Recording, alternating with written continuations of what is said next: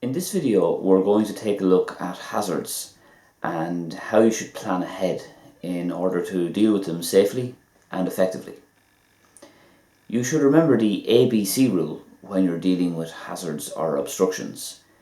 The A refers to the approach, the B is for beside, and the C is for coming back in after the hazard. So let's have a more detailed look at the ABC rule now with the benefit of this graphic. So the red car is approaching here and he's approaching some hazards, parked cars here. Now because the parked cars are on the red car's side, they're in the red car's lane, the red car must give way to any oncoming cars coming from here. So the red car needs to assess the gap and decide, is he going to go or is he going to stay? And in this situation he'd have to stay because the space is too small to proceed. As he's approaching the hazard, the red car should move out early and gradually, as this is far better for position and for observation. He should not keep left here and then suddenly swerve out at the last minute. That's not what he wants to do there. If he's stopping here then to let the cars go, he needs to adopt a good holdback position. So that means that the red car would not get too close to the back bumper of the silver car. He needs to stay a distance of at least the length of a car plus a half back, and at the same time being right of centre in his lane. Again, this would assist in terms of visibility to see ahead and to be seen by others as well. As for the indicators, the red car should indicate right while he's waiting to pull out. And this lets people behind him know that he's not parked, that his intentions are clear and he intends on moving out. Once he moves out then, he should move out nice and gradually and turn the indicator off when you get level with the back wheels of the silver car. There's no need to have the indicator on all the way up there. A big mistake that learners make sometimes in this situation is that they may have a good holdback position initially, but then they tend to just let go of the brake or allow the car to creep down, and then they end up getting closer and closer and closer to the back of the silver car. There's no point in doing that. It'll just make life more difficult for you when the gap eventually comes. Avoid that unnecessary creep down. Just maintain a good holdback position and it'll make your exit easier in the long run. So once it is safe to go then, and there's a suitable gap to go, the red car will move out and try and keep a door length from the parked cars on the left, which is about 1 metre.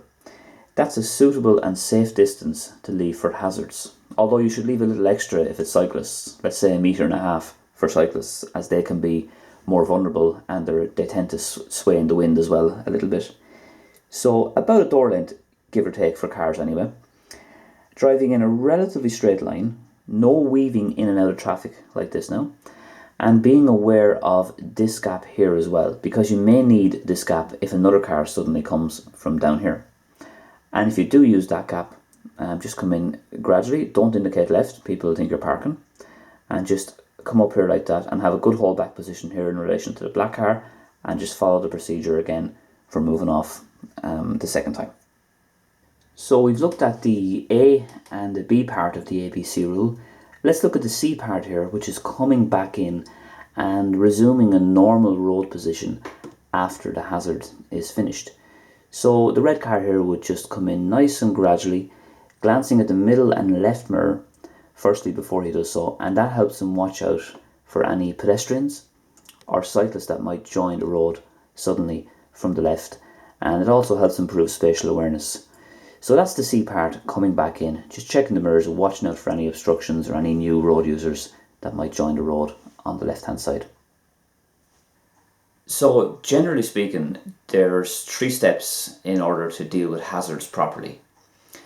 But of those 3 steps, the A is the most important. That is that you approach the hazard or obstruction safely while planning ahead. So let's have a look at a situation when I was out driving recently, where I focused specifically on the approach to this particular hazard. Okay, so we're going to have some hazards here coming up in the form of parked cars. It's vitally important I plan ahead and I give way if the obstruction is on my side. So I'm slowing down here, getting ready, just gradually drifting out.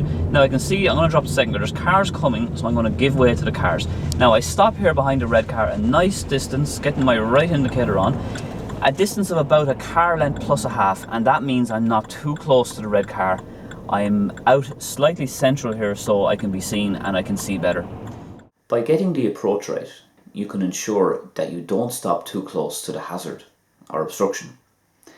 And this will be a big help in terms of being in a position where you can see and be seen by others. Let's have a look at some more practical examples now of me dealing with hazards out on the road, where you will see the ABC rule in its entirety. So we're going to have some hazards here now. I can see there's some parked cars here on my side. So I'm watching out for any oncoming cars. So my mirrors indicate. Now I'm trying to move out nice and early and gradually so I don't get too close to the black car's back bumper, which I did there. Keeping a door length, looks fine, and I'm just going to check my mirrors there coming back in as well. So that was there where I moved out gradually and checked the mirrors coming back in. So another hazard here now, the silver van and some oncoming cars. So mirrors indicate right, signaling my intention to move out. Now I don't want to get too close to the van, so I'm keeping a nice distance, about a car length plus a half. That leaves plenty of room to overtake him there, so I don't get too close to his bumper. Now keeping about a door length there, which I have, double checking, and just checking the mirrors as I come back in. No need to indicate left there coming back in case people think I was turning left into the housing estate. So that's how we deal with a couple of parked cars there in that situation. So we're going to have some hazards here as well. Now this road will probably be a little bit wider than other roads, so my aim here is just check the mirrors.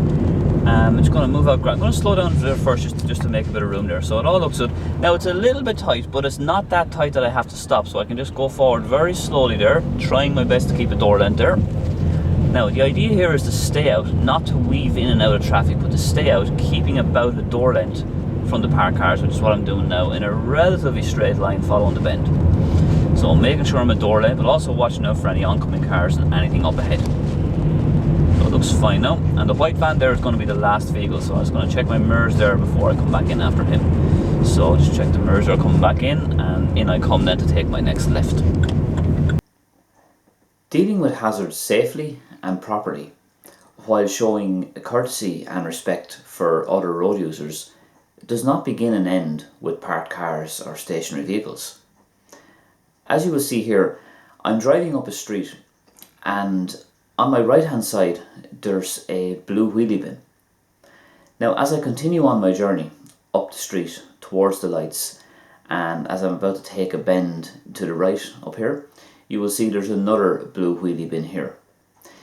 Now I need to take notice of this and be aware of it, because this will help me to plan ahead, because there could be a slow moving bin lorry up ahead collecting rubbish. And let's look at this example here. I'm about to pull off at a busy set of lights, and just as I'm about to move, a pedestrian emerges from the left and casually crosses the road in spite of oncoming traffic both sides. Being aware of and understanding your road signs will also help you to plan and anticipate for any danger or changing circumstances up ahead. This in turn is better for you, your car, and other road users. Always remember the key word in relation to being a good, safe driver, not just for the driving test, but for life. The key word is anticipation. So that's it for now. If you enjoyed this video, please give it a like, and you can comment in the section below. And please subscribe for more videos just like this. Thanks for watching, and see you soon.